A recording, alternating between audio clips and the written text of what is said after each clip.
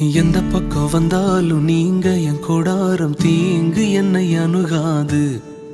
துர்ச்சன பிரவாகம் சூழ்ந்திட வந்தாலும் துளியும் என்னை நெருங்காது.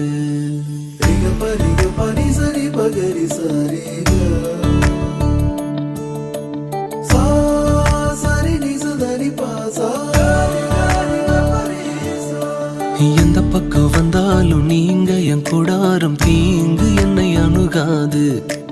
துர்ச்சன பிரவாகம் சூழ்ந்திட நின்றாலும் துளியும் என்னை நெருங்காது. சிறு வெள்ளாட்டு கிடை போல் கிடந்தே உம் நிழலில் என் தஞ்சம் கொண்டே. உயர் மலை